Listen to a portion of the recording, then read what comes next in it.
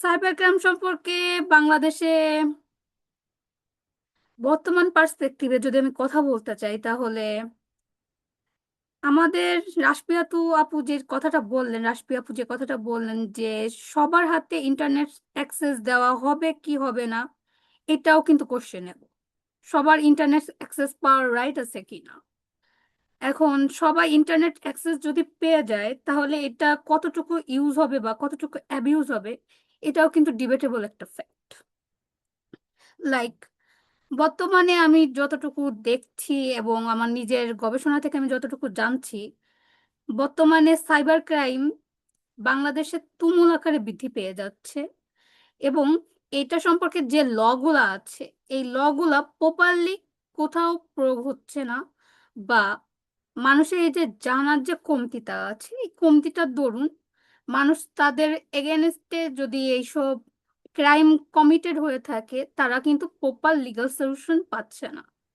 Like sir যেটা বলতেছিলেন, personal data protection ordinance 2025 3বার এখানে নাকি অ্যামেন্ড হয়েছে, আমি যতটুকু স্যারের কাছ থেকে জানলাম।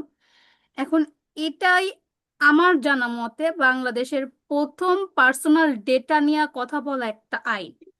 এর আগে পার্সোনাল ডেটা নিয়ে এইভাবে কোনো আইনেই কথা বলা হয় নাই। তবু এই আইনটা নিয়ে যতটাই আমি নেগলিজেন্স দেখলাম পার্সোনালি, আইনটা অ্যাজ এ ল স্টুডেন্ট আমার কাছে মনে হচ্ছে শুধুমাত্র নামকাওয়াস্তে একটা আইন করা হয়েছে।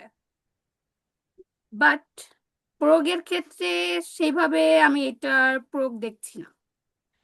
অ্যান্ড আরো একটা মজার ইন্টারেস্টিং ফ্যাক্ট হচ্ছে, গ্লোবালি more than $8 trillion প্রত্যেক বছর সাইবার ক্রাইমের জন্য ফিশিং লিংকের মাধ্যমে হ্যাকাররা কিন্তু মানুষের কাছ থেকে কাইন্ড অফ লাইক কেড়ে নিয়ে চলে যাচ্ছে। বিভিন্ন ব্যাংক, এমএলএম কোম্পানি অ্যান্ড বিভিন্ন যে অনলাইন প্ল্যাটফর্মগুলো আছে, এখান থেকে কিন্তু নানাভাবে তারা লাইক টোপ ফেলছে বয়স্ক বয়োবৃদ্ধ মানুষদেরকে, বা যারা একটু কম বোঝে অনলাইন সম্পর্কে, বা এই যে আমাদের ডেটা প্রোটেকশনটা নিয়ে বা আমাদের নিজের প্রাইভেসি নিয়ে কম বোঝে, তাদেরকে খুবই ইজিলি ম্যানিপুলেট করে ফেলছে।